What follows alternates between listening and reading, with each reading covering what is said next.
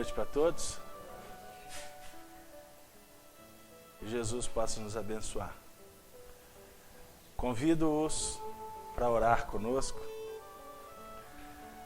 para iniciarmos juntos, nessa mesma sintonia, a nossa reunião desta noite. Lembrando as palavras de Jesus, conforme a descrição de Mateus, na oração que ficou conhecida como a oração dominical. Pai nosso que estais nos céus,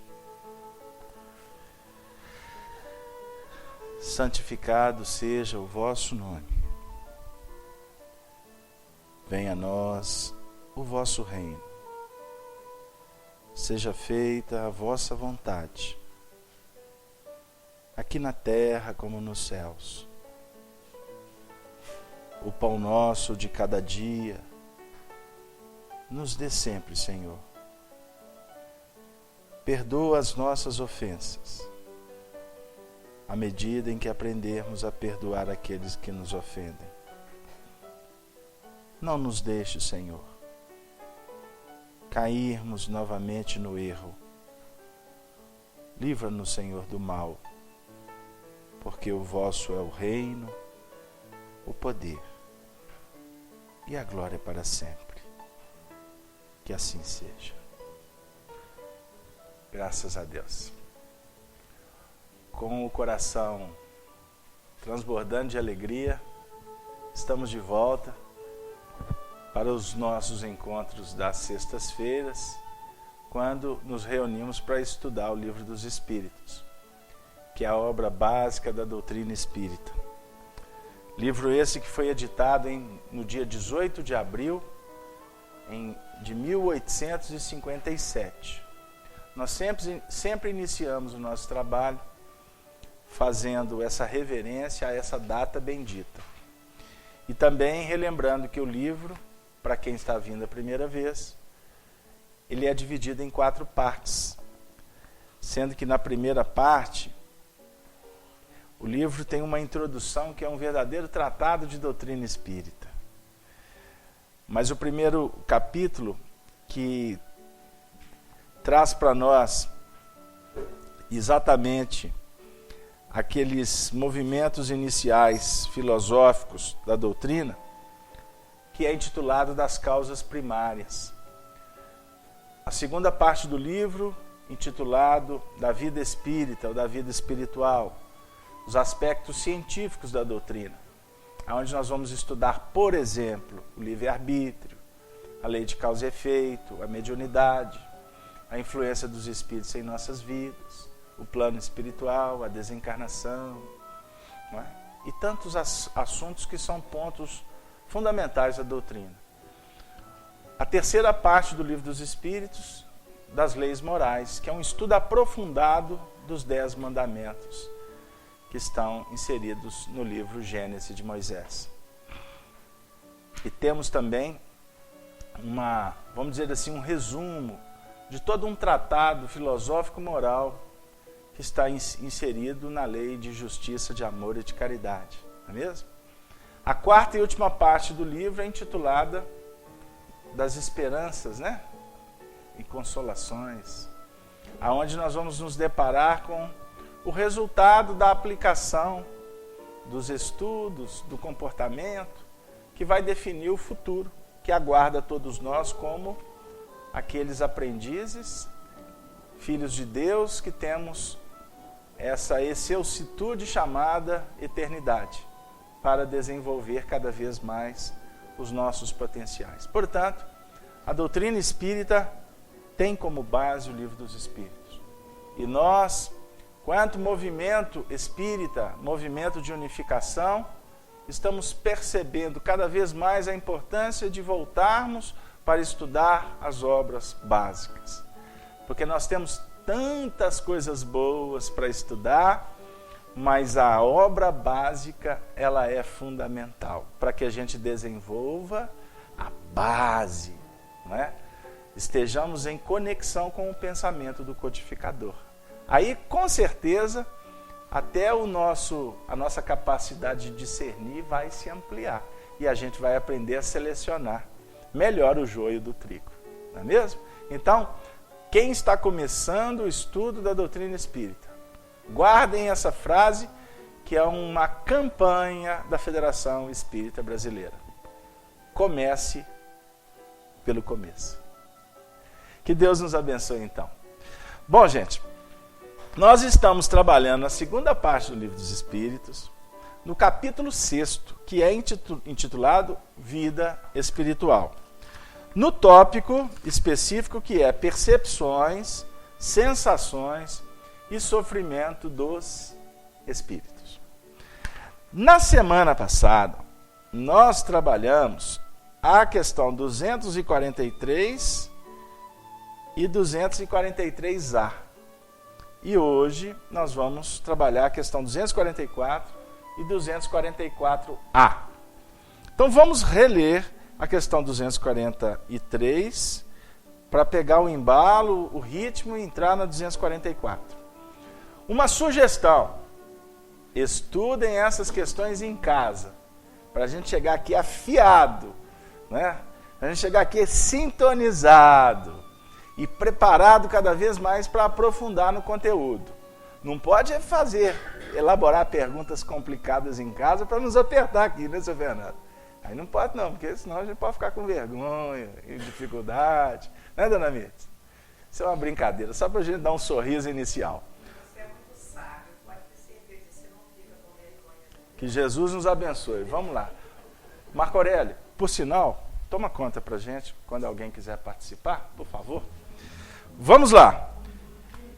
Pergunta 243. Os espíritos que alcançaram a perfeição absoluta têm conhecimento completo do futuro? Resposta: completo não é bem o termo, pois só Deus é soberano Senhor e ninguém o pode igualar. 244. Os espíritos veem a Deus? Resposta: só os espíritos superiores o veem e o compreendem. Os inferiores o sentem e o adivinham. Pergunta 244A. Quando um espírito inferior diz que Deus lhe proíbe ou permite uma coisa, como sabe que isso vem de Deus? Resposta: ele não vê a Deus, mas sente a sua soberania. E sempre que uma coisa não deve ser feita, ou uma palavra não deve ser dita, ele sente uma espécie de intuição, uma advertência invisível que o proíbe que proíbe de fazê-lo. Vós mesmos não tendes pressentimentos que são como avisos secretos para fazerdes ou não isto ou aquilo? O mesmo acontece conosco, só que num grau superior, pois hás de compreender que, por ser mais sutil do que as vossas, a essência dos espíritos, eles podem receber melhor as advertências divinas. Tá bom aqui ou pode ler a próxima? Melhor não, né? Melhor ficar aqui? Por enquanto. Então, vamos devagar. Os espíritos veem a Deus?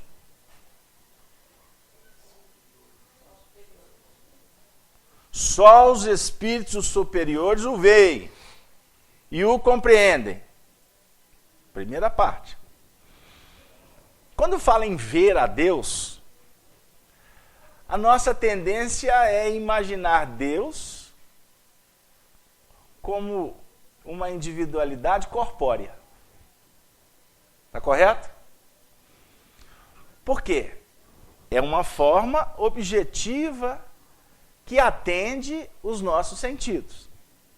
Ver a Deus, a pergunta foi elaborada para dar aquela ideia de que, buscando na própria ancestralidade nossa, o conceito do Deus antropomórfico, aquele homem sentado num trono, certinho?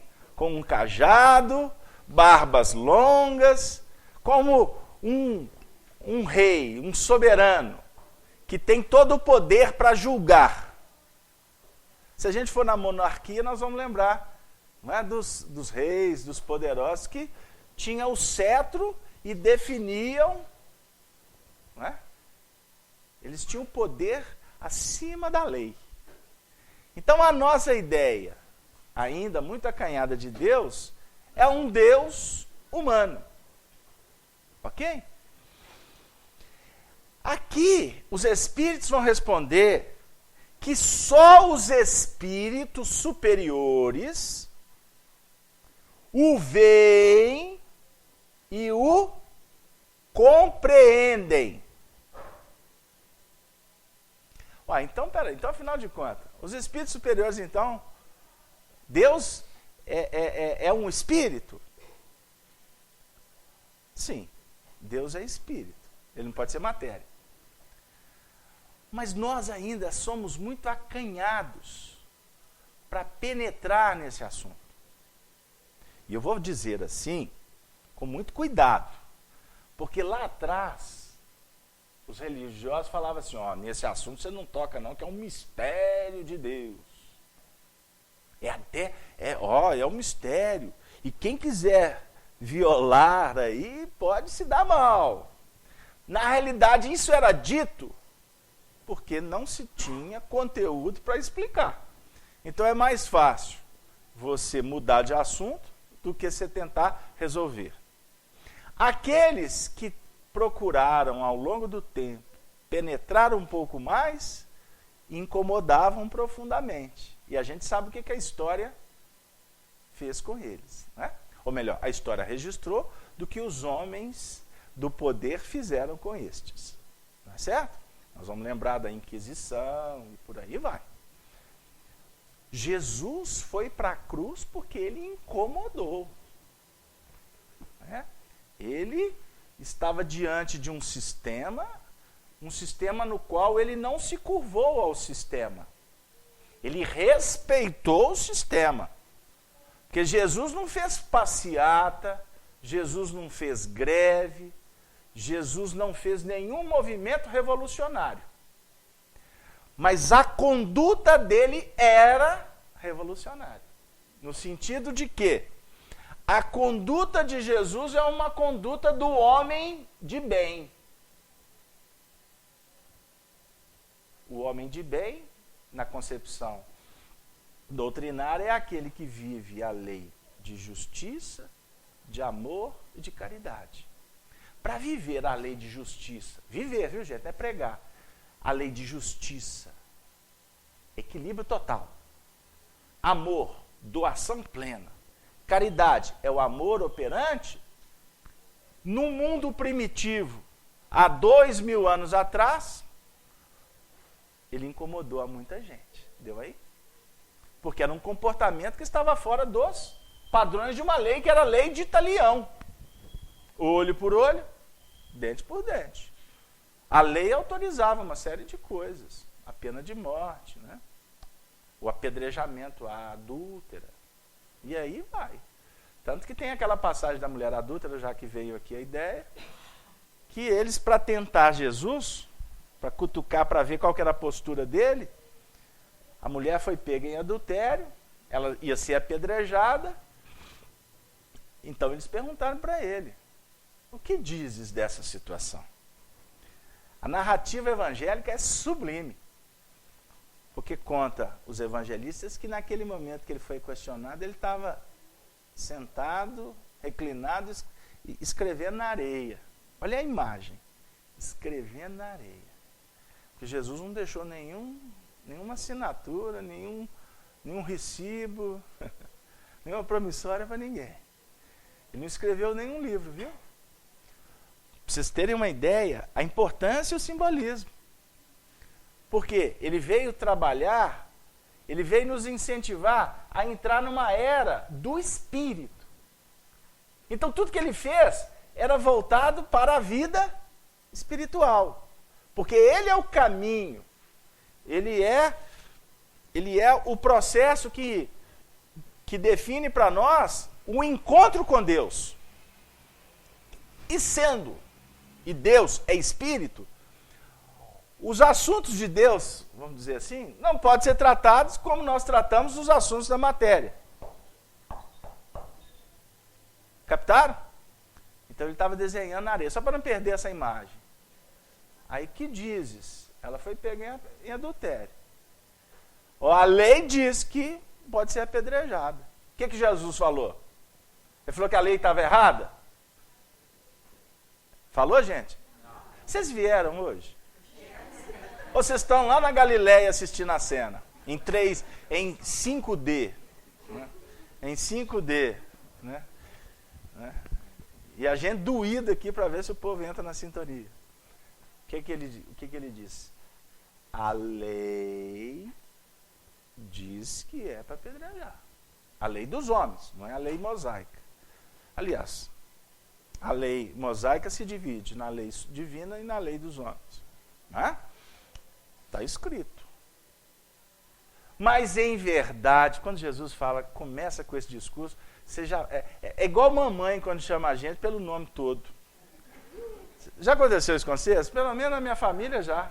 Quando o pai fala assim, José Joaquim da Silva Xavier, você fala, lá vem pedrada. Não é um negócio assim? Quando fala o nome todo, é igual Jesus. Quando ele fala assim, em verdade vos digo. O senhor é pescador? Tem pescador aqui? Não é? Aquele molinete potente que você joga a isca lá do outro lado do rio, é Jesus. Em verdade, ele vai julgar o negócio lá na frente. A pescaria dele é lá do outro lado. Porque ele não invalida o momento. Ele não desconsidera o que já foi feito. Nós conversamos, nós tratamos, nós dialogamos, nós reflexionamos de acordo com o que nós construímos. E o nosso histórico é extremamente valoroso. A gente pode estar diante de algumas coisas que a gente não fica muito feliz, que tem a ver conosco. E isso é importante, porque a gente está descobrindo o que é bom e o que não tem mais a ver. Mas nós temos que valorizar a nossa história. Se você não valorizar a sua história, a vida perde o sentido. Não espera que o outro valorize, não. Porque, até diga-se de passagem, se ficar aqui esperando que o outro valorize, isso é pura vaidade. E é uma tolice de um tamanho.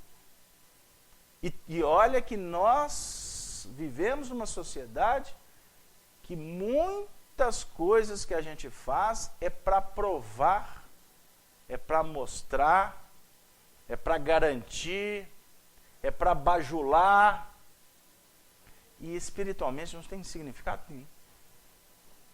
Porque a vida um dia vai te dizer, você tem que trabalhar para você. É óbvio que o trabalhar para você implica em atender aqueles que estão do seu lado.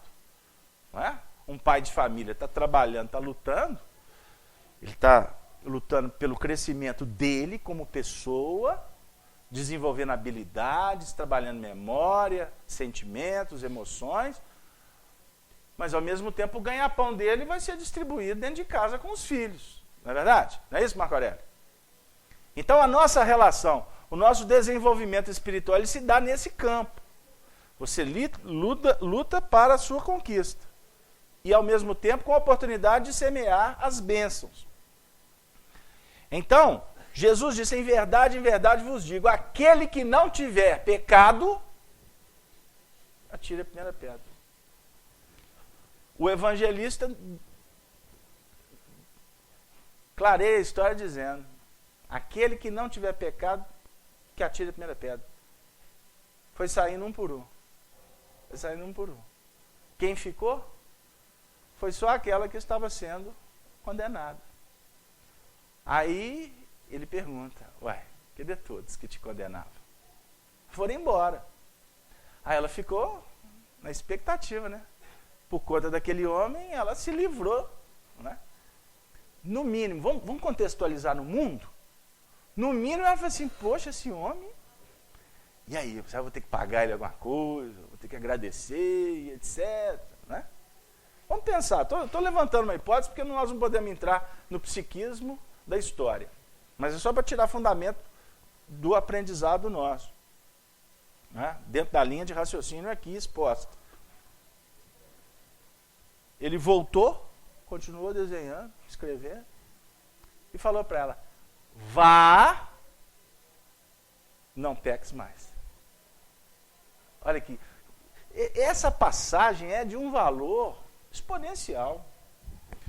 Por quê? Em momento algum ele foi conivente com ela, com o equívoco, certo?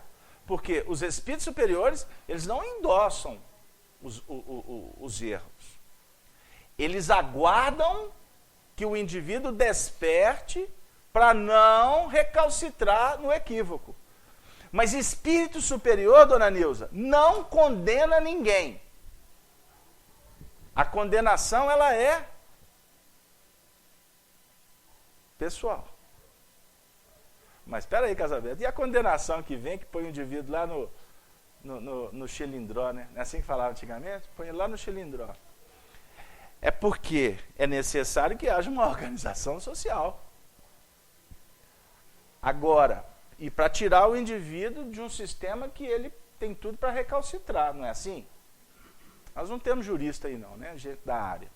Mas dentro de uma análise assim, ignorante, da nossa ignorância, nós deduzimos assim. E o apoio e o respaldo espiritual vai nos dizer que tudo isso acontece para que o indivíduo vá para o cárcere, que pode ser um cárcere psicológico. Estou falando só do cárcere, prisão de segurança máxima aqui no Brasil, não. Né, que funciona. Né?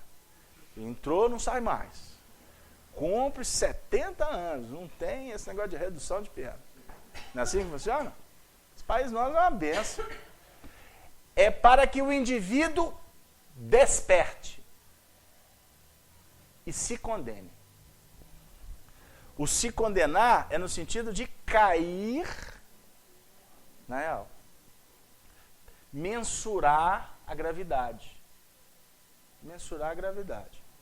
Eu conversava com um indivíduo hoje, aí ele foi vítima no trânsito, o carro dele foi abarroado, aí ele me contou que o indivíduo, não é óbvio, não bateu no carro dele de propósito, né? Mas o carro dele ficou todo destruído. Aí o indivíduo olhou para ele e disse, ó, desculpa, mas eu não tenho como te pagar. Né? E a única coisa que eu posso fazer é te dizer para você procurar os seus direitos. Agora, se depender de mim, você não vai ver nenhum tostão. Aí ele perguntou assim, e pelo visto eu não vou ver mesmo. E aí? Aí ele perguntou, onde está a justiça desse país? Eu pensei comigo, a justiça desse país, ou desse planeta, é a justiça que nós escrevemos. São as leis que nós promovemos. E eu não estou falando lei porque nós fizemos uma reunião e estabelecemos uma regra. E nem estou falando porque nós é que votamos aqueles que escrevem leis.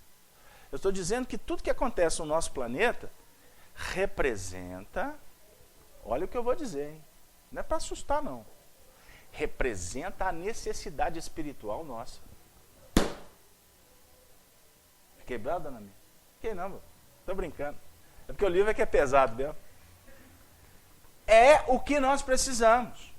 Por quê? Se não necessitássemos das injunções que estão batendo na porta de todos nós, estaríamos vivendo lá em Júpiter. Vocês já viram as mensagens na revista Espírita, como é que funciona a sociedade lá em Júpiter? Uai, tem isso, Casabeto? Estou chegando aqui agora. Eu falei, tem. Ué, então o espiritismo é ficção científica? Não, não é ficção científica. É porque a gente tem informações dos outros mundos. Porque você acha que a habitação é só aqui na Terra. Então começa a pensar. Porque existem vidas em outros planetas. E existem vidas mais qualificadas. Sociedades mais evoluídas. Como existem também sociedades mais atrasadas.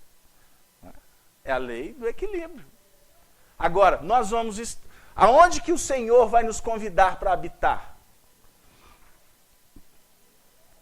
Está todo mundo pensando, até onde que mora, né? Pensa lá na sua casa, lá no seu bairro, na cidade, você que está distante. Né? A turma toda, a maioria aqui é de Belo Horizonte, né? Mora aqui em Belo Horizonte. Aquele endereço lá, aquele número da sua casa, é exatamente o que a providência divina concedeu, eu ia até falar, convidou para você falar, não, concedeu cidadania, deu oportunidade, inquilinato, né? Foi o Senhor da vida. Casalberto, eu paguei, o outro eu herdei, vai pensar, tudo bem, graças a Deus, você trabalhou, pagou, né? Continua mantendo os impostos para garantir a sua moradia, porque senão, né, a roda do progresso passa por cima de quem não está interessado em acompanhar o desenvolvimento. Não é assim? Agora, espiritualmente, aquela casa não é sua. É isso, seu Fernando? Nem o carro, quer ver que vai apertar? Nem a mulher. Muda de assunto, Casalberto. E os filhos? Nem os filhos. Sabe o que tu tem? As suas experiências, os teus sentimentos, as tuas emoções, as tuas habilidades, as tuas inabilidades. Isto é seu. Essa bagagem que você vai levar. Agora, bem-aventurado aquele que preserva a casa que ele está lá achando que é dele, né? Ajuda a vizinhança, né? Não fica ligando o pagode domingo, 7 horas da manhã, porque o povo está dormindo. Tem uns negócios assim, né? A festa termina 10h03, porque o horário é até 10. Aí tem uma tolerância de 3 minutos. Não incomoda vizinho. Todo mundo luta, né? Oferece, está precisando de alguma coisa aí. Vai lá visitar o outro de vez em quando. Tem uns negócios assim. Tem um companheiro que é meu vizinho lá do prédio, de vez em quando ele encontra comigo e ele fala assim, puxa vida, a gente mora numa distância de mais ou menos uns 5 metros e fica meses e meses. Né? É o desafio da vida na atualidade. Mas, contudo, todavia, porém, voltando, os espíritos superiores o veem e o compreendem. Por quê? Porque à medida em que o espírito vai compreendendo as leis da vida, nós vamos nos aproximando para sentir a presença de Deus em nós. Quem quer falar? Marco Aurélio. Liga a chave e comenta para nós.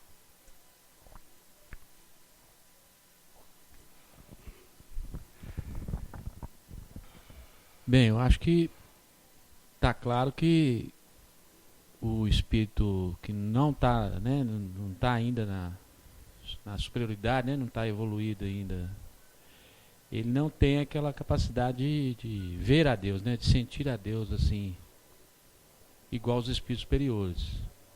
Agora, naquela questão que foi falada aqui, de que ele não vê, mas ele sabe que está errado, acho que aí também vem aquela questão da consciência, né? Que a consciência vai estar mostrando para ele que o que está errado, que ele não pode fazer, apesar de ele não estar vendo a Deus. Você sintetizou bem, porque essa primeira resposta vem dizer, só repetindo para a gente projetar o que o Marco já antecipou. Os espíritos superiores veem a Deus, compreendem. Os inferiores sentem e o adivinham. Isso é importante. Sentem e o adivinham. Espíritos inferiores Aqui ele está colocando uma classificação bem definida, né? Superior e inferior. A gente sabe que isso é didático, não é?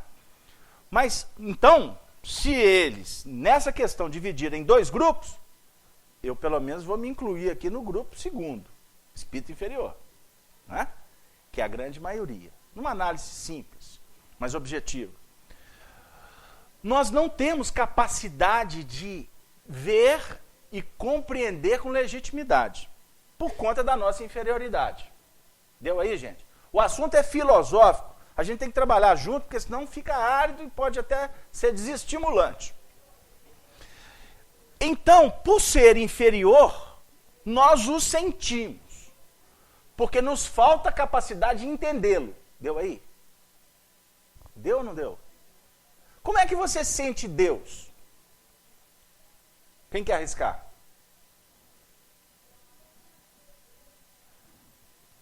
Os espíritos, agora, por favor.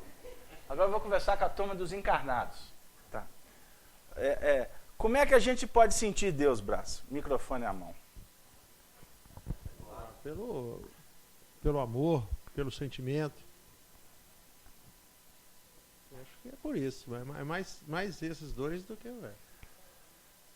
Como nós também podemos senti-lo pela nossa própria fragilidade. Na hora que o negócio aperta, a gente busca recurso, não busca? A gente chama Deus. Por quê? Por quê? Porque a presença de Deus, ela está impregnada dentro de nós. Porque nós somos criados por Ele. Então a fé, ela é inata. Os Espíritos nos ensinam que a fé, ela não é passada de pai para filho. As gerações vão transferindo cultura religiosa. Isso é uma coisa. Prática religiosa. Qual a sua religião? Você vai fazer uma enquete lá na Praça 7. Vocês podem ter certeza que 90% vai responder que tem uma religião. E um número muito grande vai dizer, mas eu só não vou, mas eu acredito. Não é assim? Não estou dizendo de religião A, B ou C. Mas a maioria vai se dizer religioso. Não é? Porque isso é inato.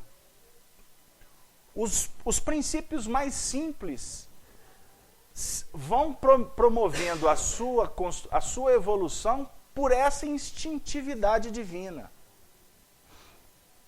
Então, quando a gente vê uma flor se arremetendo em busca da luz, que é a energia que vai dar vida, esse movimento é um movimento de fé. Só que a planta não pensa. A planta tem sensação. O animal já tem instinto, ou seja, um patamar superior ao da planta. O animal, por exemplo, os mais evoluídos, têm pensamento fragmentário, como o cão, não é? Aqueles mais próximos, mais domesticáveis, estão numa faixa superior. Os mais agressivos já têm uma dificuldade de, vamos dizer assim, de uma elasticidade mental, ou seja, trabalham num nível mais fechado. Por isso tanta agressividade. Deu aí? Eu estou colocando em nível de animal, não estou falando de reinos como répteis, um campo inferior, tá? Mas, por exemplo, quando uma leoa vai amamentar a prole, isso é um ato de fé. Isso é instintivo. Na atualidade, a gente vê cenas aí interessantíssimas, até na internet, né? Você vê, por exemplo, uma cadela amamentando um filhotinho de gato ali que está sem mãe. Está vendo essas cenas assim? É tão legal, a gente fica tão sensibilizado, né? Aí tem uma amiga nossa até aqui da casa que ela fala que os animais estão muito mais espiritualizados que os homens. Ela falou isso aqui outro dia, eu achei fantástico. Fantástico. O nível de preservação, isso tudo é instintivo. Não é? Isso é tudo instintivo. Enfim, a partir do momento em que atingimos a fase hominal, pensamento contínuo, é que começamos a desenvolver as paixões. Aí que as coisas começam a se complicar, porque aí começamos a trabalhar num nível de muita egolatria, pensando muito em si, entendeu? O que não deixa de ser um movimento de evolução. Então, tanto o medo, que define uma necessidade de preservação, quanto a conservação, que define para nós a necessidade de se alimentar, de se cuidar, isso tudo são movimentos intrínsecos de fé. Só que há um instante em que o ser percebe que ele não tem todos os antídotos. Ele não tem todas as soluções. E como nós temos a instintividade que nós lutamos para preservar a vida, no momento em que você começa a perceber, então, que a vida está escapando dos dedos, é o momento que o indivíduo vai clamar, vai suplicar ajuda. Ele vai pedir ajuda para quem? Filosoficamente, Deus. A espiritualidade. Ele vai buscar força no universo. O místico vai buscar energia. Vai deitar no meio de cristais. Vai tomar banho de cachoeira. Colocar uma folhinha de arruda. Outro dia uma médium, uma amiga minha, vai ser o casal. Médium, espírita, né? Estudiosa. Aí fazer o casal, estou para te contar um negócio, mas estou com vergonha. Eu falei assim, por que, minha filha? Vergonha? Não tem isso não. O que foi? Aqui, sabe o que é? Tem um grupo lá perto de casa. Eles não são espírita, não. Aí quando ela começou a falar isso, eu falei assim, lá vem pedrada, né? Eles não são espírita, não. Mas sabe o que é? Uma vez por mês, noite de lua cheia, eles vão lá para a Serra do Cipó tomar banho de cachoeira. Eu pensei comigo, sabia. Né? Casalberto, tem algum problema? Eu falei assim, tem. Qual? Nessa época do ano você pode pegar uma constipação lá das boas. Porque as águas lá daquelas pedras do Cipó lá é um gelo, minha filha. Mas não, Casalberto, não é disso não. Eu estou falando de energia, estou falando de espírito. Eu falei assim, tem muito. O quê? Na cachoeira? Assim. É mesmo? Então você acha que eu devo ir? Eu falei assim, não tem problema nenhum. Do mesmo jeito que você vai encontrar espírito lá na Praça 7, na porta da sua casa, dentro da sua casa. Não, dentro da minha casa? Então agora que eu tenho que ir mesmo tomar um banho de cachoeira. Eu falei assim, quem sabe os espíritos podem ir com você. Agora eu quero te dizer uma coisa. Costuma banho de cachoeira ser uma terapêutica desobsessiva da primeira qualidade. Por quê? É fácil.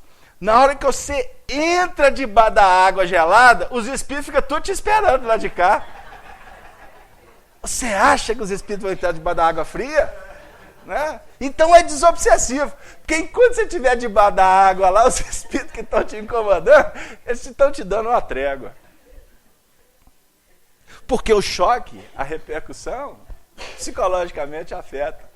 Agora não vem com essa de tomar banho de cachoeira que você vai resolver seus problemas espirituais, porque os problemas espirituais têm a ver com o mundo mental que você plasma, que você alimenta, que você sintoniza.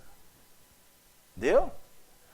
Os estudiosos do Egito Antigo trabalhavam alguns assuntos, aspectos importantíssimos no que remonta a esta libertação espiritual dessas questões que nos vinculam ainda na retaguarda e que nos dificultam compreender as leis.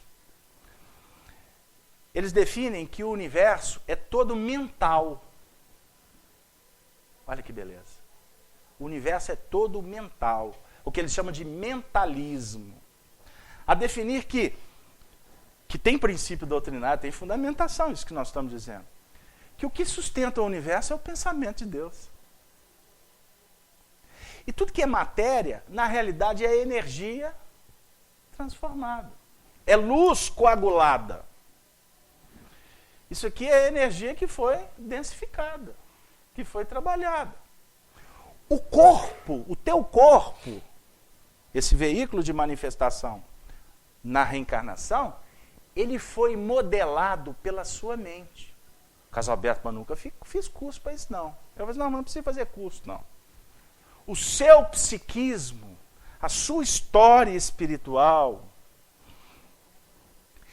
hoje já tem toda a estrutura para que você instintivamente forme esse corpo.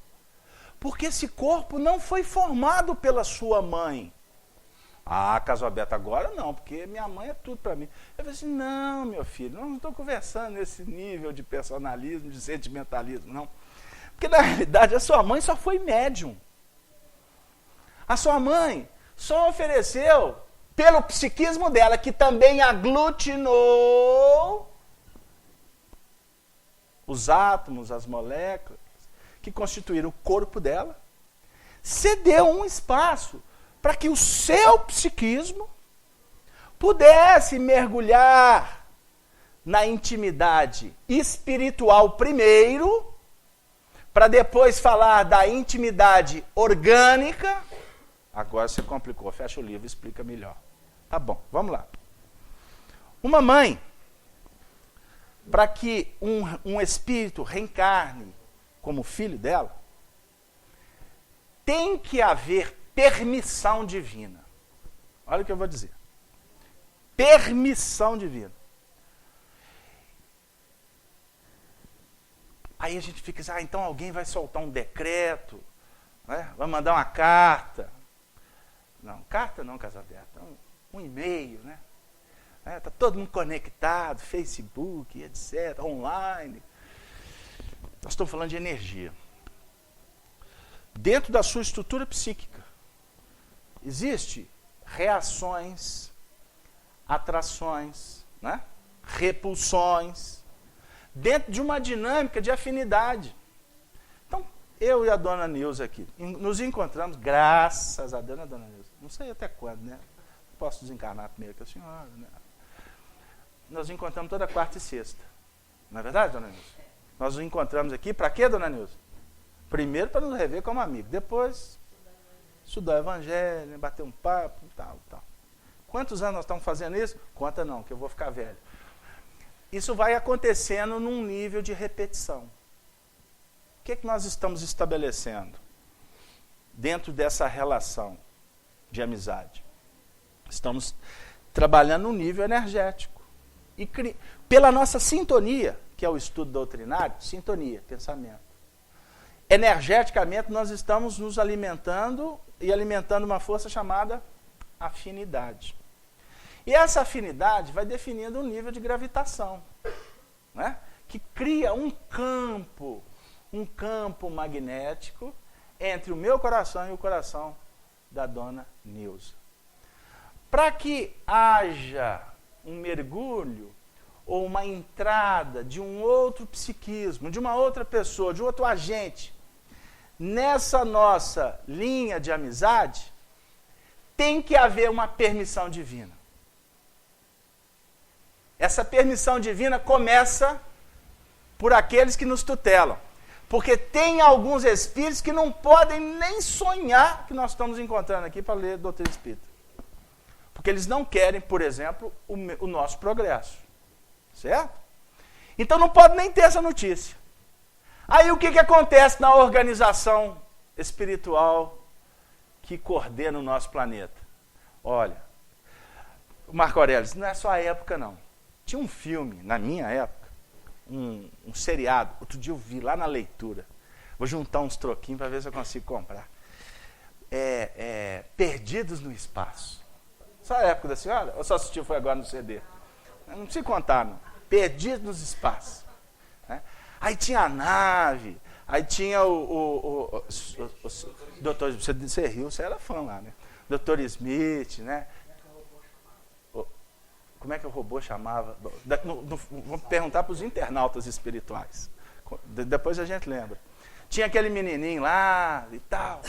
Aí quando vinha uns alienígenas, né? Para complicar a história da nave, eles apertavam um botão lá, né? Aí criavam um campo magnético. Lembra disso? Aí tinha o Dr. Smith que ia lá, abria o campo magnético, virava confusão. É mesmo com o obsessor, é assim que funciona. Né? Aperta o botão, tira o campo magnético, aí vira uma confusão dentro de casa. mulher começa a reclamar do marido, o marido começa a brigar com a mulher, tudo sem motivo. É porque o Dr. Smith foi lá e desligou o campo magnético. Porque o campo magnético é sustentado pela prece, né?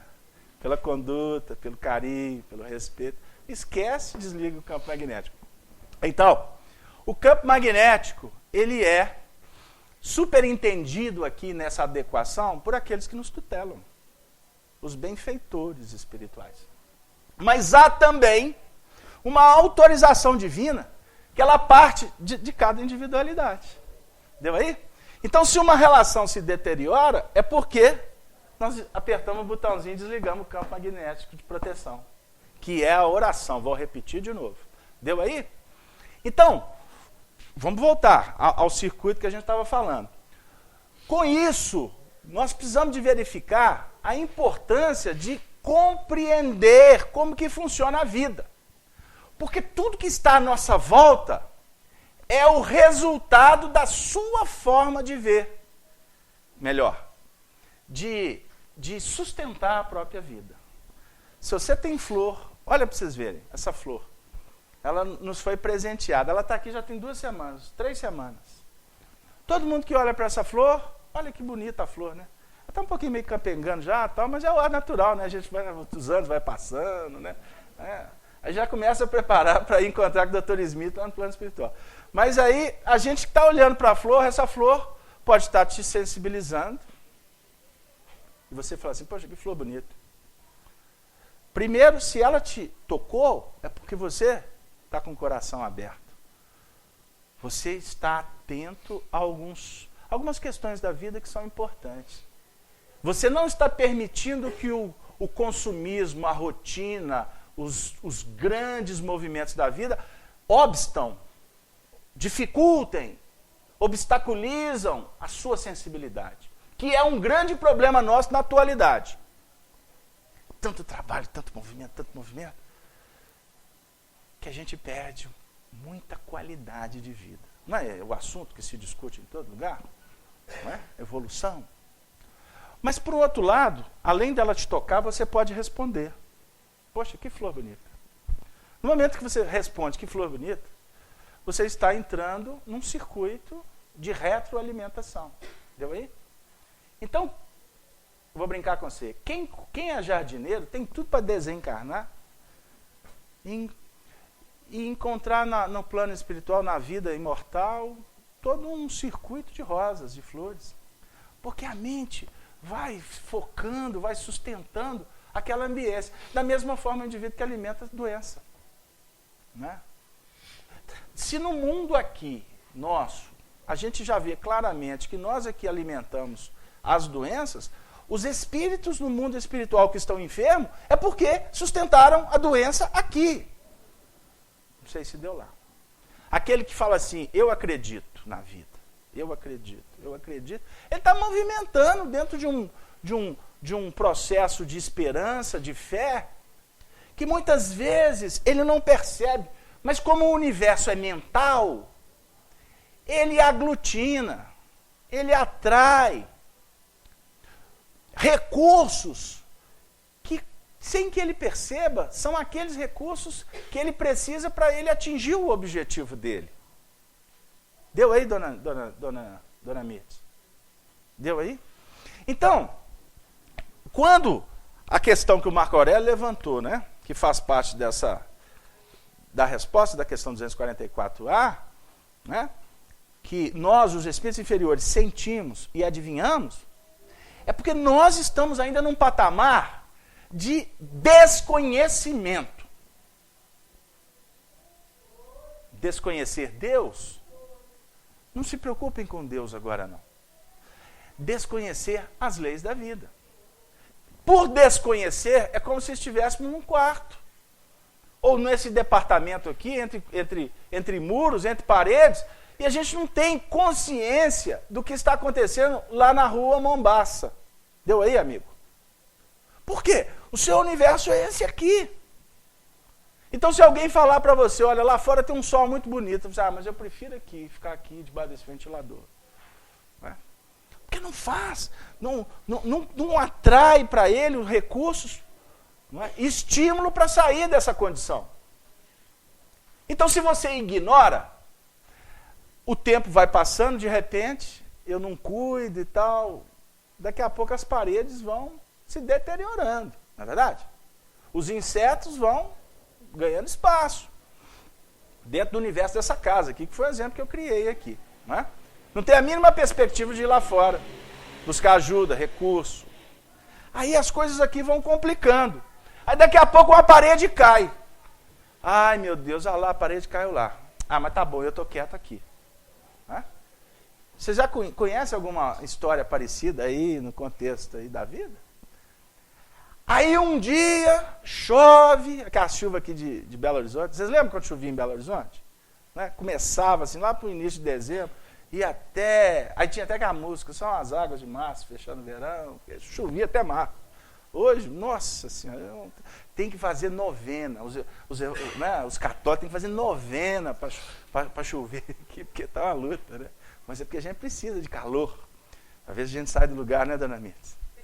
Se o planeta está esquentando, para ver a gente tomar jeito. Né? Mas aí um dia caiu uma chuva daquelas boas de antigamente. Aí começa a dar goteira. Já caiu goteira na casa da senhora? Lá em casa era uma festa. Tinha que puxar a cama para lá, a cama ia para cá. Tinha que sair correndo da chuva dentro de casa. Aí você, aí daqui a pouco o telhado cai. Ah, tem que dar um jeito, Marco Aurélio. Aí tem que dar um jeito mesmo. Porque daqui a pouco não tem mais telhado. Era uma casa muito engraçada. Lembra dessa música? Não tinha teto, não tinha chão. Por quê? A vida vai trazendo para nós indicativas para nos mostrar limites para que a gente desperte. E comece a ir lá fora e observar que ali fora tem trabalho, tem possibilidade. E trabalhando, de repente, tem um depósito ali, eu posso comprar um material para consertar o telhado. Ó, tem um moço que é especialista em telhado, não sobe no telhado não, viu? Ah, mas eu tenho que economizar. Aí sobe, cai, quebra, eu fico 7 meses na cama. Não tem especialidade, tem que contratar uma pessoa, né, dona Nilza? Sexta-feira é bom fazer isso tudo, né? Porque a gente tem que ficar aqui igual aqueles passarinhos curiango. Né?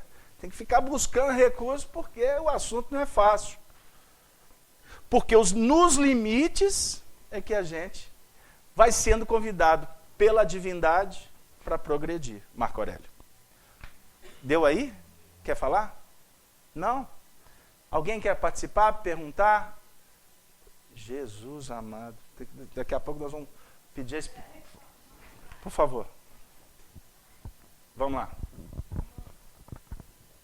No livro Nosso Lar mesmo, né, André Luiz traz para a gente que a cidade de Nosso Lar ela é construída e sustentada pelos espíritos superiores.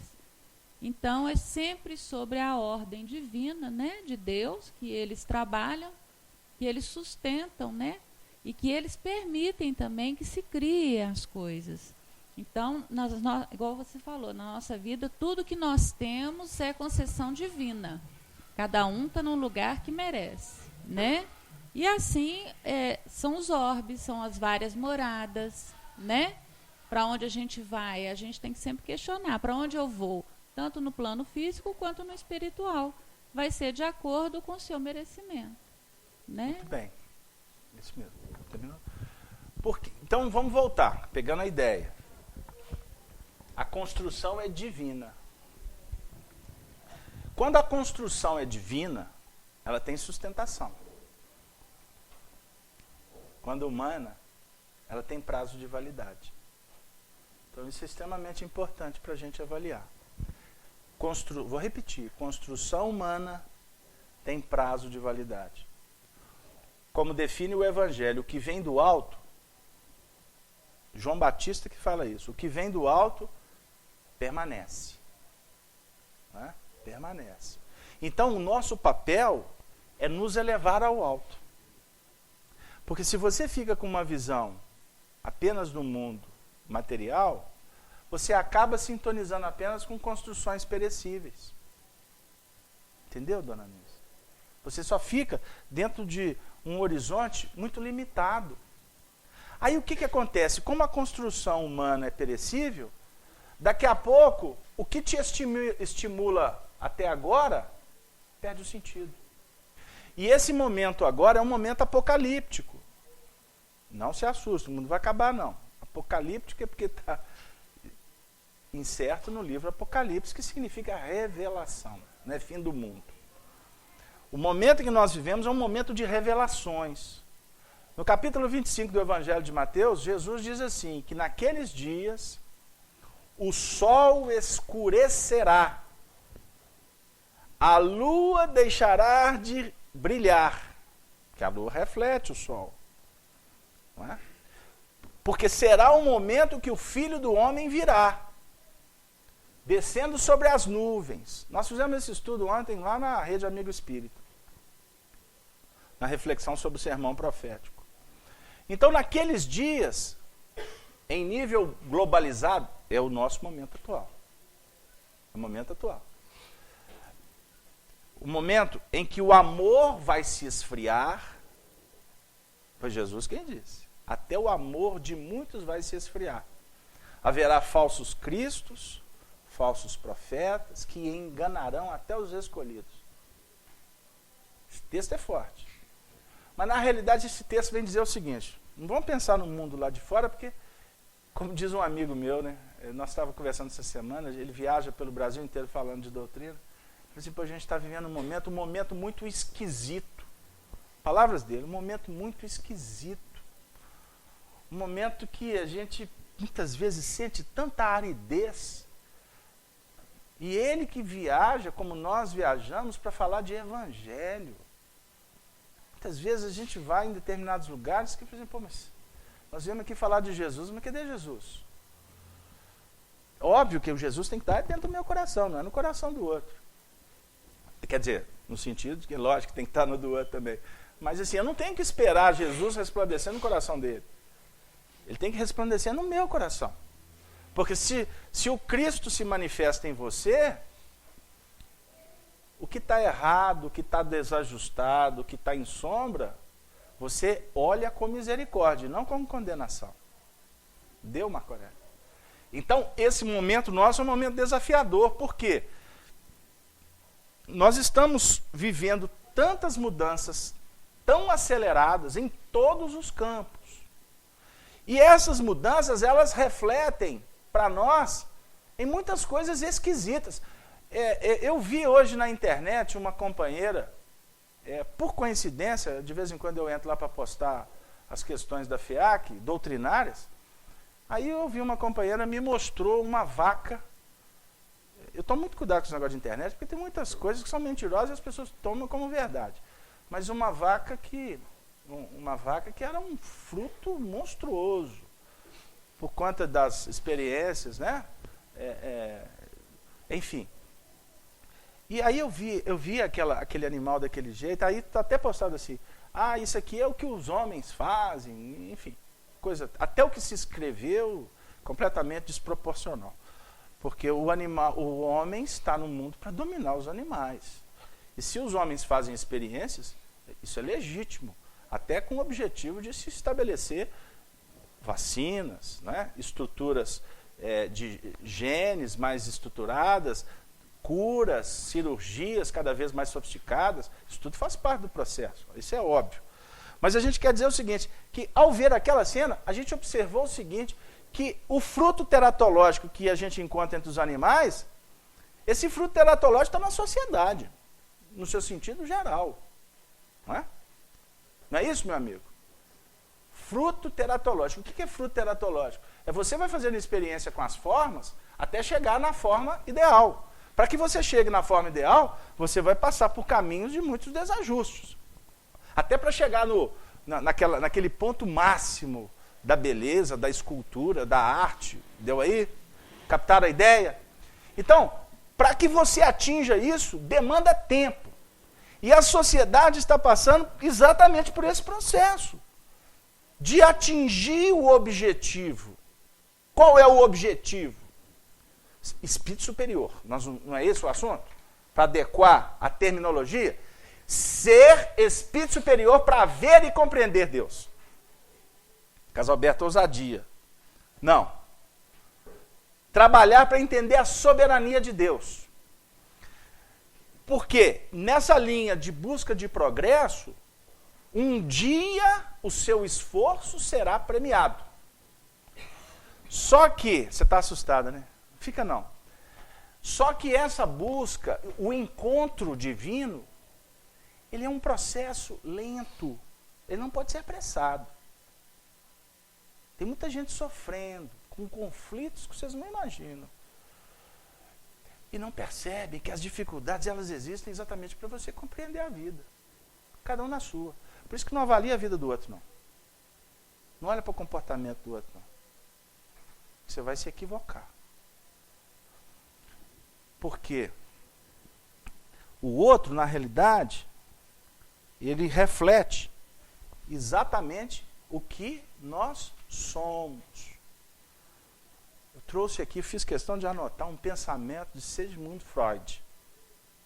Ele diz assim, olha a sabedoria desse espírito, que teve seus limites, mas que no mundo espiritual está trabalhando bastante com a psicologia espiritualizada. Ele disse assim, o homem é dono do que cala. O homem é dono do que cala, do que guarda. Mas para continuar. E é escravo do que fala. O homem é dono do que guarda. Mas ele falou, ele é escravo. A sabedoria antiga, milenar, os sacerdotes egípcios ensinavam sobre a importância de você calar até as próprias dificuldades. Porque quando se divide, no seu sentido desavisado, porque o dividir é importante, é terapêutico. Na hora certa, na circunstância certa e com as pessoas devidas. Porque falar demais, a gente tem aprendido que quem fala demais dá bom dia a cavalo, não é? Isso aqui é num estado aqui no centro do Brasil, né? Chamado Minas Gerais, a gente aprende um negócio desse, né? Quem fala demais dá bom dia a cavalo. E tem um poeta aí que escreveu uma música que diz assim, que quem fala demais porque não tem nada a dizer. O que você fala, você é escravo. Você lançou, você é responsável. Nós tínhamos um grande amigo aqui em Belo Horizonte, Honório Abreu, que nos ensinava. Dizia assim, nem tudo que você pensa, você fala. E nem tudo que você fala, você escreve. Porque se pensou, tem coisa que você tem que drenar, segurar, porque complica. Você se complica com o seu universo mental. Foi Jesus quem disse. Quando falava, por exemplo, do Antigo Testamento, sobre o desejar a mulher do próximo, ele fala para nós que não devemos cometer adultério em pensamento. Observe como Jesus vai lançando o anzol um pouquinho mais à frente, mas ele lança com cuidado. Ele não pode falar demais. Jesus ia poder, naquele momento, ele ia antecipar o tempo para falar para nós de universo mental. Ele ia falar que a mente é um espelho da vida, é o espelho da alma, que está vibrando, que está irradiando, que está decodificando pensamentos, energia. Ele não podia falar isso há 2000 anos atrás, seu Fernando. Mas ele está dizendo para nós que nós temos que hoje cuidar do que nós pensamos. Porque se eu penso na flor, eu estou dando vida à flor. Vocês já entraram em ambientes difíceis? Alguém já? Todos, né? Bobagem perguntar isso, né? Eu também, nossa senhora. Esse povo atrasado, interior de Minas, na luta. Aqui, Tem lugares que a gente entra que dá vontade de sair correndo. Eu tenho uma turma de médium aqui que trabalha comigo que não pode ir em determinados lugares, não. Tem médium que entra, por exemplo, em determinados ambientes, essas cidades históricas lá, que é uma luta para sair. Ele vem embora, costuma o marido trazer, uai bem, chegou em casa, mas a gente estava lá. Ele vem embora em transe. Para sair daquela vinculação espiritual costuma passar meses, para não dizer anos. Porque o médium entra numa frequência com mais facilidade, por conta do trabalho que ele precisa de realizar. Não é? Então, costuma essas terapêuticas precisar de muitas reuniões mediúnicas. Tem que dar muito passo, viu? Haja... Olha, eu gostei dessa linha. Haja estudo para a gente fazer. O pessoal olha para a gente e fala assim, não, mas aquele moço lá fala de evangelho, mas não sabe a luta íntima que a gente tem para desvincular dos problemas que nós temos pela terapêutica do trabalho. Não se enganem com a aparência. Falsos cristos e falsos profetas só existem porque nós os alimentamos. Você está buscando o ídolo. Moisés ensinou para os hebreus lá atrás que não devemos cultuar, alimentar o culto do bezerro de ouro. Jesus para nós, olha, observe o que eu vou dizer. Milhões e milhões estão procurando Jesus como um ídolo. Procurando Jesus como aquele que vai resolver. E ele tem autoridade para resolver, hein, seu Fernando? Ele é o governador espiritual do planeta. Entendeu, Nilson? Naqueles tempos, está acontecendo aqui uma miscelânea aqui, mas é importante para a gente entender. Naquele tempo o sol vai escurecer e a lua vai deixar de refletir. Porque nesse momento de transformações, de mudanças, nós estamos fazendo uma reanálise. Nós estamos reavaliando todos os nossos conceitos, todas as nossas tradições. E o que servia antes, a gente muitas vezes já começa a perceber que não é a melhor. Aí o que vai acontecer com aquele sol que brilhava antes e que te estimulava tanto? Ele vai esfriando. Porque você está mudando a posição do espelho. Ou seja, você está deixando de refletir aquilo que antes você jurava de pé junto. Só lembra dessa época que a gente falava assim? Jurou de pé junto, né? Porque tinha aquelas práticas católicas, jurar, Senhor, né? Infantilidade. Você buscou ali naquela fonte uma sustentação que de repente nós estamos pagando um preço alto por ela até hoje, seu Fernando. Por favor, senhor. Está de acordo? O senhor Fernando, o senhor quer falar? Quer participar? Quem gostaria de falar? Ninguém? Pode falar. Até hoje nós pagamos muito, né, essas situações, né? Quantas situações nós vivemos hoje que reflete isso? Nós estamos aí, continuando, às vezes ainda persistimos em certas situações e vamos continuando. Por isso que o momento é um momento de muita pressão. É um momento delicadíssimo. Olha, a pressão, ela tá tomando um corpo, um volume tão grande, que muitas vezes a gente conversa com as pessoas. A gente trabalha na terapêutica, na casa espírita, temos a oportunidade de fazer diálogo fraterno, não é? Com pessoas até fora do país. Tem médios narrando para a gente que de repente está entrando para o banho, de uma hora para outra, entrando numa sintonia lá, você, meu Deus, o que está acontecendo? Eu estou aqui para o saneamento, estou sentindo como que uma onda aqui passando por cima de mim, um tsunami. Isso não está visitando você, indivíduo. Isso está visitando a população inteira do planeta. Agora, cada um vai repercutindo, cada um vai agindo de acordo com as suas necessidades. Porque está todo mundo sendo testado nos seus limites. Nos seus limites.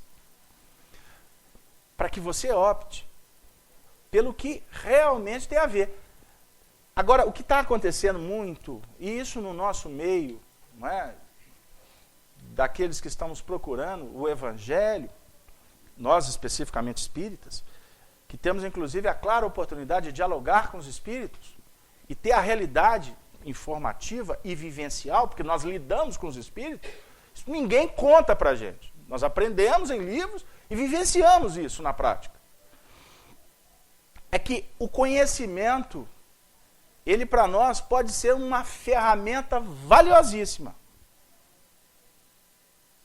Se nós compreendermos a importância do conhecimento, que você não pode ficar limitado apenas a livros.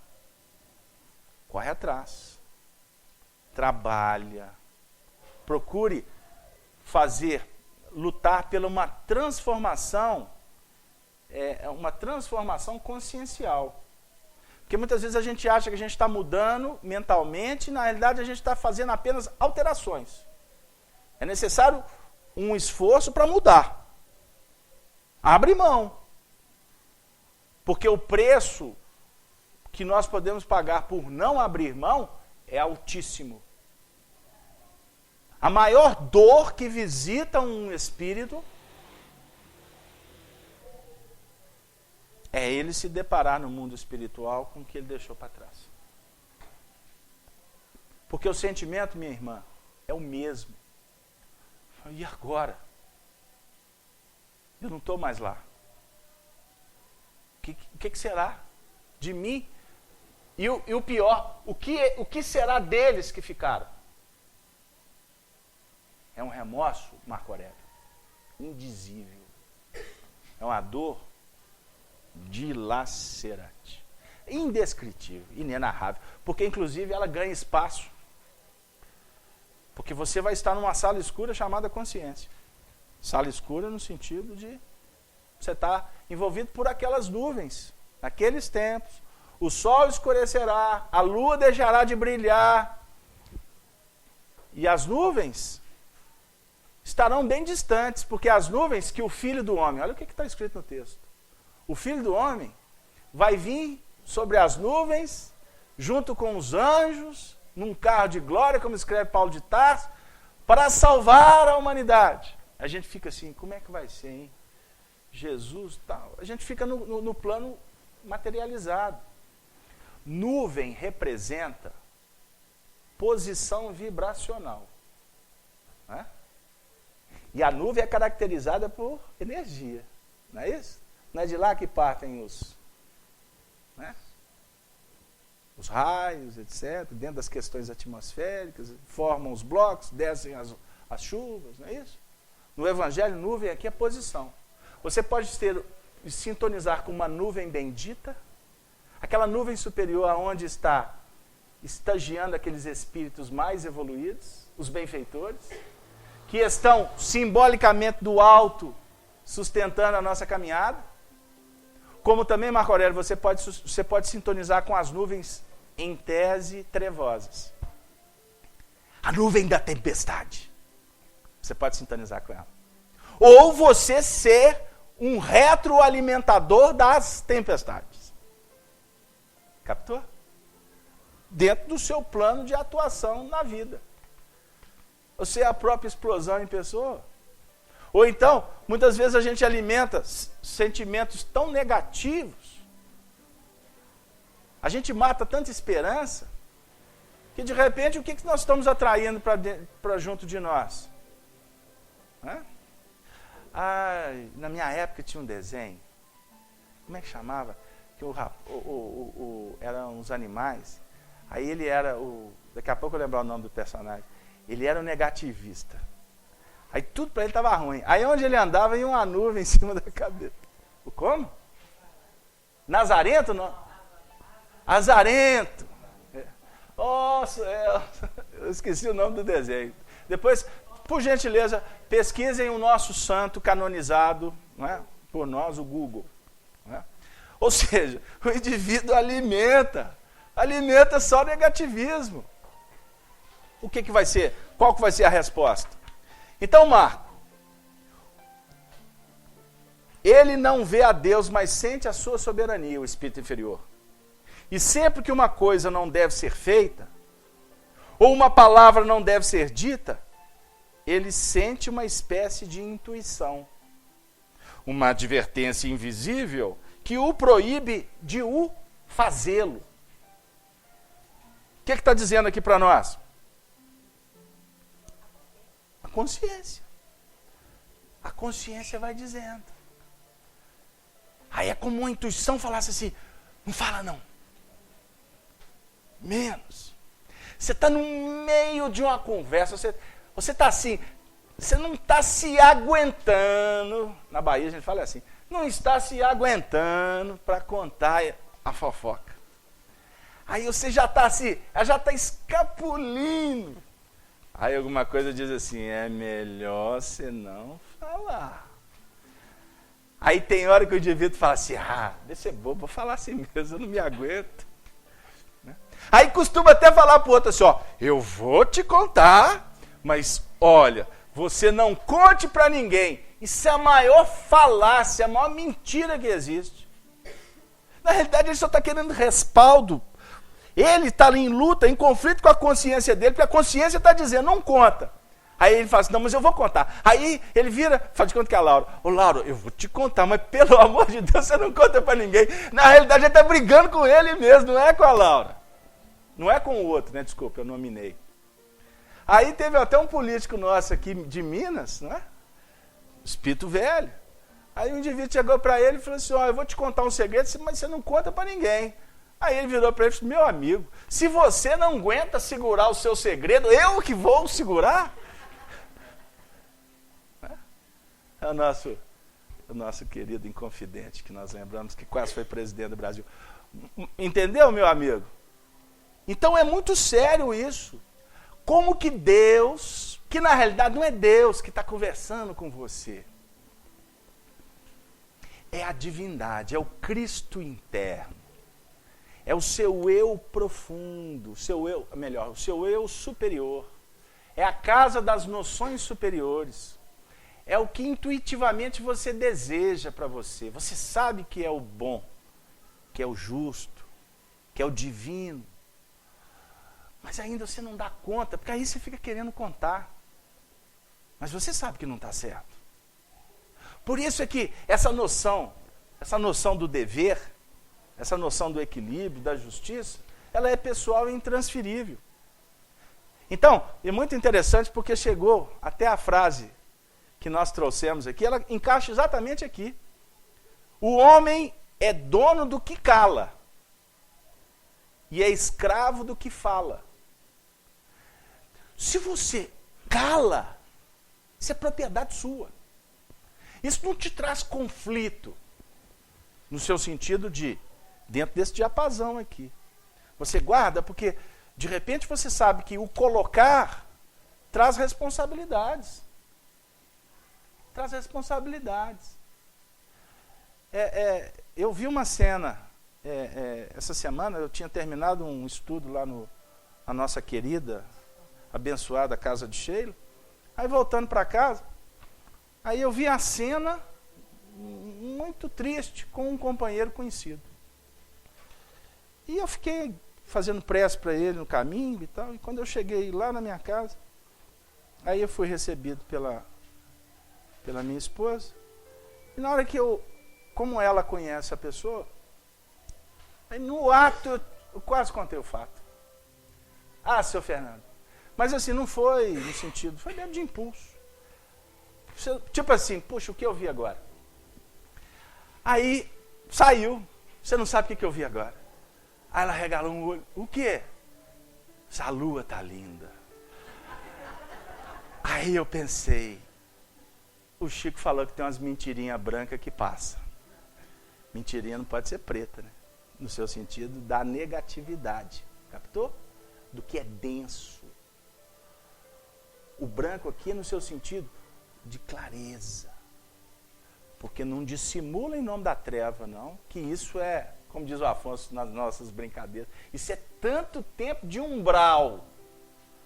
O indivíduo está fazendo negócio errado, onde você estava? Eu estava ali na igreja. Aí dá complicação. Né? Mas você está vendo uma cena. De repente você vai dividir essa cena num momento indevido. Olha o que você está alimentando no momento em que o indivíduo já vai se projetar para ter uma noite de sono. Você está sendo instrumento do quê? Captou, meu amigo? Agora, se fosse o irmão dela, eu falei, ó, você não sabe o que eu vi agora, seu irmão. Porque aí tinha vínculo. Aí tem cumplicidade. Então a vida, meu amigo, não é fácil. Você tem que estar procurando o tempo todo analisar, sabendo que escorregões fazem parte do processo. Mas você tem que analisar. Porque até agora eu não consegui sair dessa frase. O homem é dono do que cala e escravo do que fala. Porque se você lançou, meu amigo, você se torna escravo, no sentido de que você é responsável pelo que você lançou. Se é o bem, você se torna escravo do bem. Porque não tem escravidão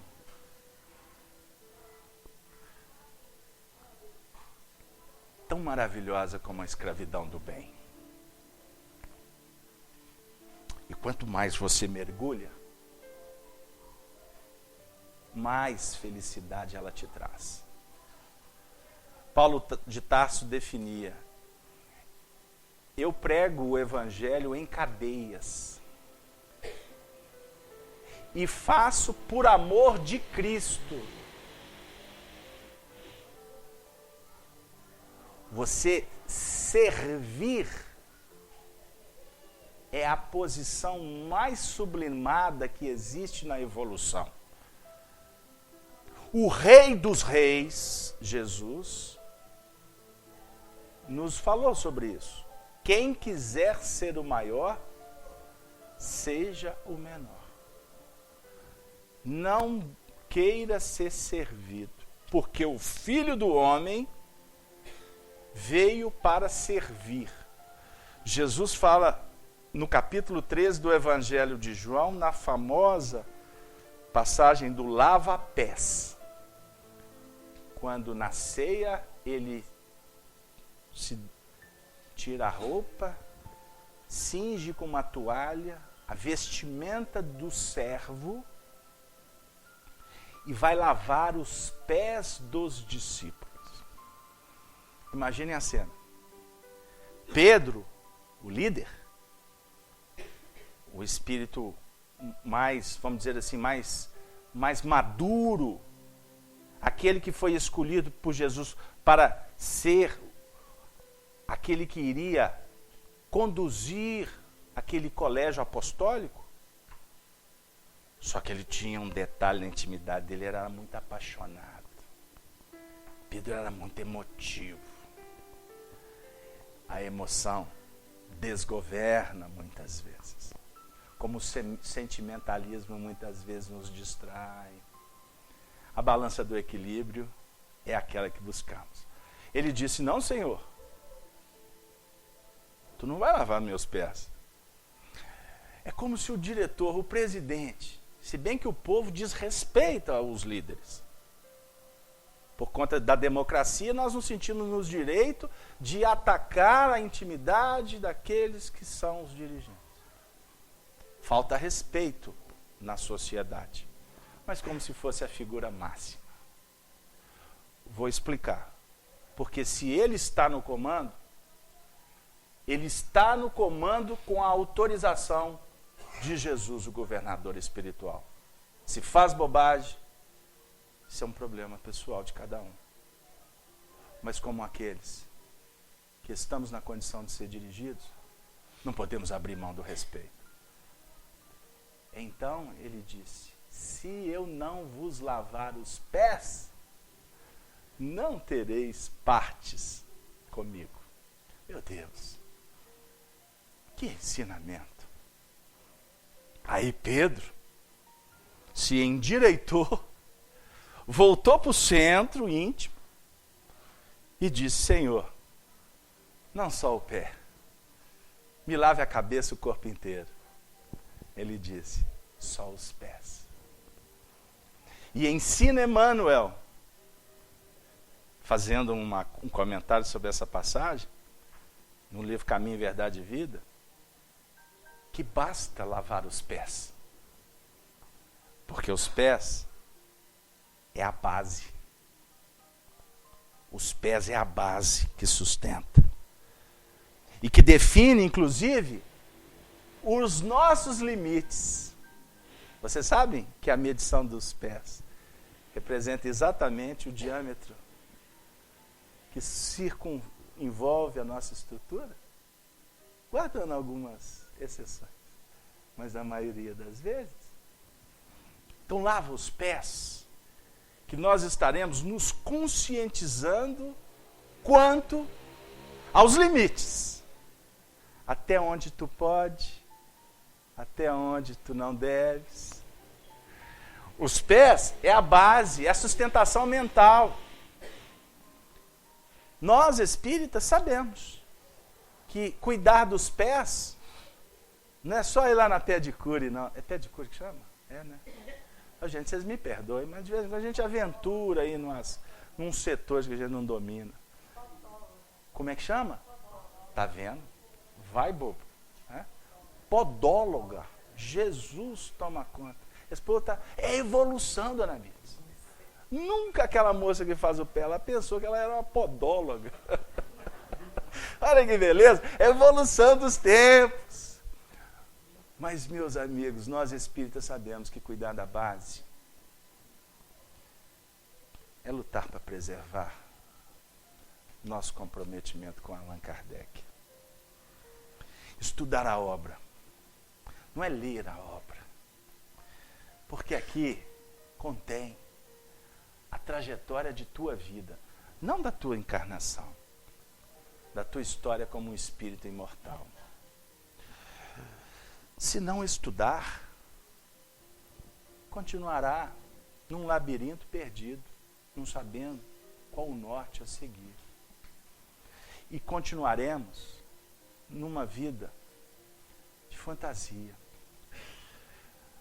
Porque eu preciso completar o pensamento do Freud. O homem é dono do que cala, é escravo do que fala. Quando Pedro me fala de Paulo, sei mais de Pedro do que de Paulo. Que pensamento. Quando Pedro me fala de Paulo, na realidade eu sei mais de Pedro do que de Paulo. Porque nós falamos, nós produzimos, nós historiografamos, na realidade, nós expomos o livro da própria vida. Por mais que julguemos que estamos falando do outro. Quando tu vê a sombra do outro, na realidade isso te incomoda, porque é uma realidade na sua intimidade. Porquanto, eu tiro o chapéu nesta noite e endereço ao Espírito que foi intermediário para escrever esse pensamento. Que ele receba o nosso agradecimento, porque muito nos ajuda. Porque a boca fala Jesus. A boca fala do que vem do coração. Então, quando te sentirdes estimulado para promover o mal, não faça.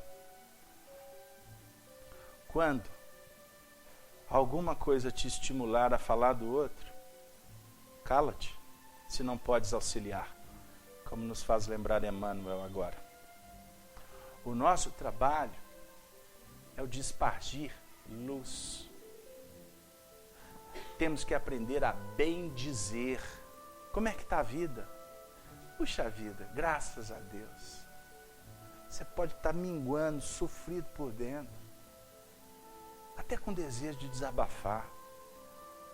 Mas não são todos que estão prontos ou preparados para ouvir o teu desabafo. Se o seu marido te espezinha, se a sua mulher é indiferente, Se o seu filho está passando por augúrias, isto é uma tarefa que o Senhor te consignou. Se a sua família passa por dores, é porque essas dores são importantes para o aprendizado. Não se sinta aquele ser que caminha abandonado, entregue aos acasos dos acontecimentos. Não. Tudo está debaixo da jurisdição de Deus. Por isso é que Jesus diz para nós: amarás, é imperativo, o Senhor teu Deus de todo o teu coração e de toda a tua alma e de todo o teu pensamento. Amar a Deus de toda a alma, de todo o pensamento, de todo o coração, não é um ato sentimental. Amar é confiar. Mas para confiar, você precisa de compreender. E o compreender é um desafio eterno, porque todo dia reserva uma nova lição. E compreendendo, nós amaremos. E amar basta. Porque amando, a vida sustenta, promove. A vida abençoa. A vida liberta daquelas obras que nós nos escravizamos. Porque ensina Jesus, no capítulo 8 do Evangelho de João, no versículo 34, aquele que comete pecado se torna escravo do pecado.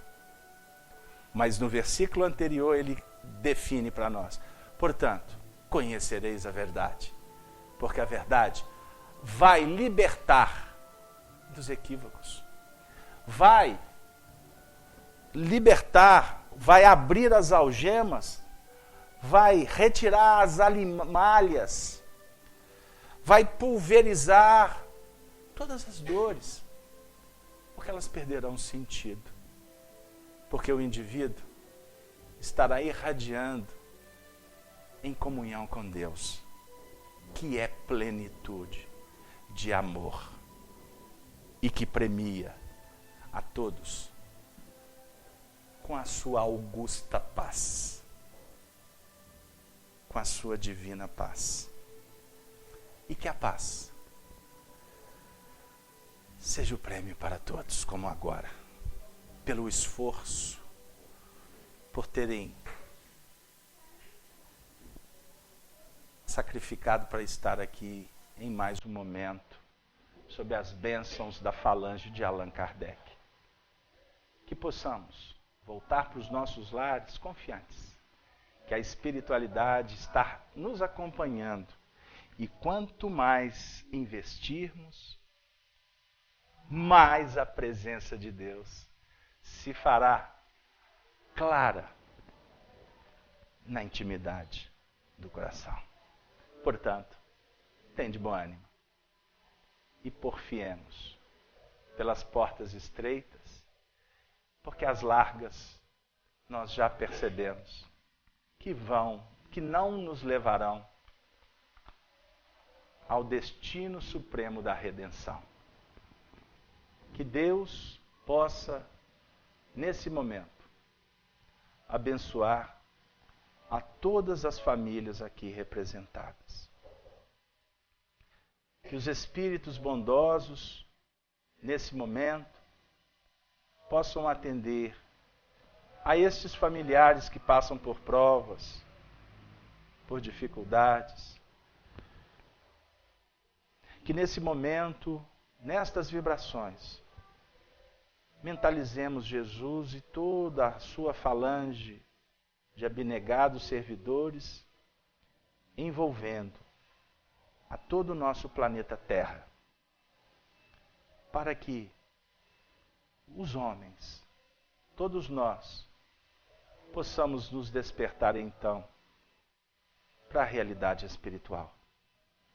E que Maria Santíssima, veleira dos nossos corações, nesse momento, distribua as rosas da fraternidade para todos que aqui se encontram e para todos que se encontram nos seus lares. E assim terminamos a nossa atividade, confiantes que a rede amigo espírita vai se agigantando no tempo e no espaço. Portanto, tenham todos um retorno seguro para os seus lares. Que o final de semana seja pródigo de alegrias, de entretenimento, de fraternidade, de aproximação com os amigos e familiares, mas que também seja momentos de reflexão e preparação para a semana vindoura. E que esta seja pródiga de desafios, pois com eles é que venceremos. Até a próxima oportunidade. Muito obrigado a todos, muito obrigado à nossa companheira que nos coordena. E nós vamos nos despedir dos nossos irmãos internautas e eu peço 10 segundos de paciência de vocês. Boa noite para os nossos amigos internautas.